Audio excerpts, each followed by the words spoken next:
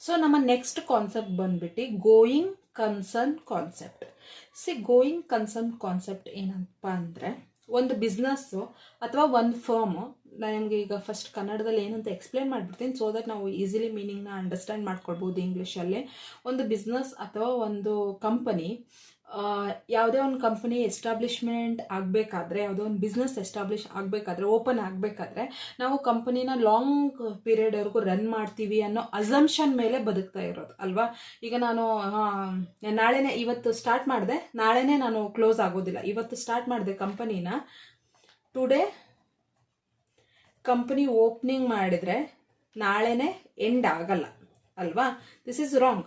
ಯಾವ ಕಂಪನಿ ಏನು ಬೇಸಿಸ್ ಮೇಲೆ, ಅಸಂಪ್ಷನ್ ಮೇಲೆ ರನ್ ಆಗ್ತಿರತ್ತೆ ಅಂದರೆ, ಲಾಂಗ್ ಟರ್ಮಲ್ಲಿ ರನ್ ಆಗ್ತೀವಿ ಅನ್ನೋ ಅಸಂಪ್ಷನ್ ಮೇಲೆ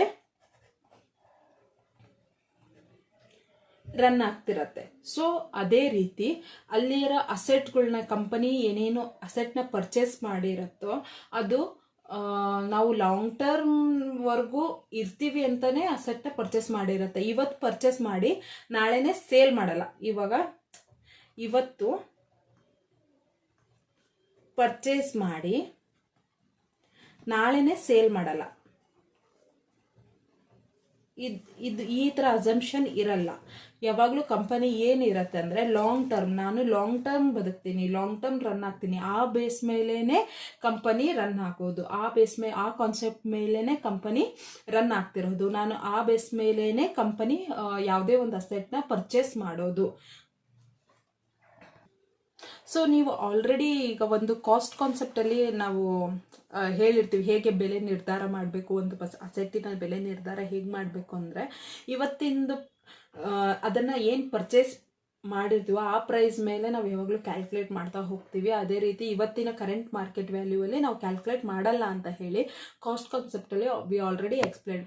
ಅದೇ ರೀತಿ ಗೋಯಿಂಗ್ ಕನ್ಸರ್ನ್ ಕಾನ್ಸೆಪ್ಟಲ್ಲೂ ಕೂಡ ಏನು ಹೇಳತ್ತೆ ಅಂದರೆ, ಸೇಮ್ ಎಕ್ಸಾಕ್ಟ್ಲಿ ವಾಟ್ ಅಲ್ಲಿ ಏನು ಹೇಳಿರತ್ತೆ ಇಲ್ಲೂ ಅಷ್ಟೇ. ಅಸೆಟ್ಟು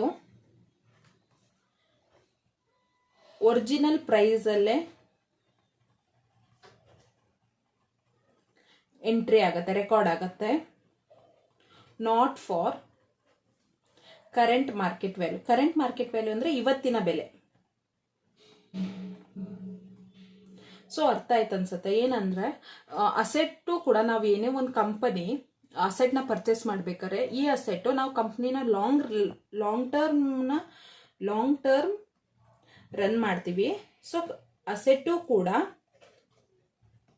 ಲಾಂಗ್ ಟರ್ಮ್ ಹೋಗುತ್ತೆ ಅಂತಾನೆ ಹೇಳಿ ಪರ್ಚೇಸ್ ಮಾಡಿರೋದು. ಇವತ್ತು ಪರ್ಚೇಸ್ ಮಾಡಿ ನಾಳೆ ಸೇಲ್ ಮಾಡೋದಕ್ಕಲ್ಲ. ಕಂಪನಿ ಅನ್ನೋದು ಲಾಂಗ್ ಟರ್ಮ್ ರನ್ ಆಗ್ತೀವಿ ಅನ್ನೋ ಕಾನ್ಸೆಪ್ಟ್ ಮೇಲೆ ರನ್ ಆಗ್ತಿರೋದು, ಆ ಅಸಂಪ್ಷನ್ ಮೇಲೆ ರನ್ ಆಗೋದು. ಸೊ ಅಸೆಟ್ನು ಅಷ್ಟೇ ಒರಿಜಿನಲ್ ಪ್ರೈಸಲ್ಲೇ ರೆಕಾರ್ಡ್ ಮಾಡ್ತಾರೆ, ನಾಟ್ ಫಾರ್ ಕರೆಂಟ್ ಮಾರ್ಕೆಟ್ ವ್ಯಾಲ್ಯೂನ ಕೊಡೋದಿಲ್ಲ. ಎವ್ರಿ ಇಯರ್ ಎವ್ರಿ ಟೈಮ್ ಅವ್ರು ಏನು ಚಾರ್ಜ್ ಮಾಡ್ತಾರೆ, if it is a machinery ಆಗಿದ್ರೆ ಡೆಪ್ರಿಷಿಯೇಷನ್ ಚಾರ್ಜ್ ಮಾಡ್ತಾರೆ,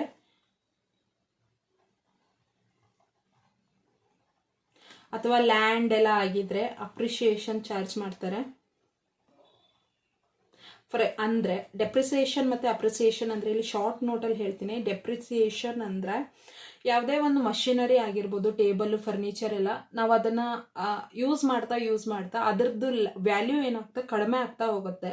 ಸೊ ಅಲ್ವಾ, ಅದ್ರ ವ್ಯಾಲ್ಯೂ ಕಡಿಮೆ. ಈ ವರ್ಷ ಅದನ್ನ ಇಷ್ಟು ಯೂಸ್ ಮಾಡಿದೀವಿ, ಈ ವರ್ಷ ಅದರ ವ್ಯಾಲ್ಯೂ ಎಷ್ಟು ಕಡಿಮೆ ಆಗಿರ್ಬೋದು, ಇಷ್ಟು ರುಪೀಸಲ್ಲಿ ಕಡಿಮೆ ಆಗಿರ್ಬೋದು ಅಂತ ಹೇಳಿ ಚಾರ್ಜ್ ಮಾಡೋದು. ಅದೇ ಲ್ಯಾಂಡ್ ಎಲ್ಲ ಅಂದ್ರೆ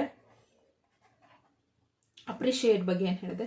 ಫಾರ್ ಎಕ್ಸಾಂಪಲ್ ಲ್ಯಾಂಡಲ್ಲಿ ಇವತ್ತು ಲ್ಯಾಂಡನ್ನ ನಾನು 10 lakhಗೆ ಪರ್ಚೇಸ್ ಮಾಡಿದೆ ಅಂದರೆ, 10 lakhಗೆ ಪರ್ಚೇಸ್ ಮಾಡಿದೆ ಅಂದರೆ ನಾಳೆ ಅದ್ರ ವ್ಯಾಲ್ಯೂ 11 lakh ಆಗಿರುತ್ತೆ. ನಾವು ಈ 1 lakh ಏನಿರತ್ತಲ್ಲ, ಇದು ಅಪ್ರಿಸಿಯೇಷನ್. ಅರ್ಥ ಆಯ್ತು ಅನ್ಸುತ್ತೆ. ಅದೇ ಡೆಪ್ರಿಸಿಯೇಷನ್ ಅಲ್ಲಿ ಅದು ಎಷ್ಟು ಅಮೌಂಟ್ ಕಡಿಮೆ ಆಗಿರುತ್ತಲ್ಲ ಅದು ಡೆಪ್ರಿಸಿಯೇಷನ್ ಆಗಿರುತ್ತೆ. ಸೊ ಎವ್ರಿ ಇಯರ್ ಅಸೆಟ್ಟಿನ ಡೆಪ್ರಿಸಿಯೇಷನ್ ಮತ್ತೆ ಅಪ್ರಿಸಿಯೇಷನ್ ಚಾರ್ಜ್ ಮಾಡ್ತಾರೆ. ಬಟ್ ಅದನ್ನ ಕರೆಂಟ್ ಮಾರ್ಕೆಟ್ ವ್ಯಾಲ್ಯೂಗೆ ಕರೆಂಟ್ ಮಾರ್ಕೆಟ್ ವ್ಯಾಲ್ಯೂಗೆ ರೆಕಾರ್ಡ್ ಮಾಡಲ್ಲ. So this is about going concern. Even today I hope today's video you understand properly. So ಇವತ್ತಿನ ವಿಡಿಯೋ ನಿಮ್ಗೆ ತುಂಬ ಚೆನ್ನಾಗಿ ಅರ್ಥ ಆಗಿರುತ್ತೆ ಅಂತ ಅಂದ್ಕೊಂಡಿರ್ತೀನಿ. ಅರ್ಥ ಆಗಿದ್ರೆ ಪ್ಲೀಸ್ ಸಬ್ಸ್ಕ್ರೈಬ್ ಮಾಡಿ, ಶೇರ್ ಮಾಡಿ, ಕಮೆಂಟ್ ಮಾಡಿ, ಲೈಕ್ ಮಾಡಿ. Please do encourage us so that ನಿಮಗೆ ಮುಂದಿನ ದಿನದಲ್ಲಿ ಇನ್ನೂ ಹೆಚ್ಚು ವಿಡಿಯೋಗಳನ್ನ ನಾನು ನೀಡ್ಬೋದು. Thank you every one.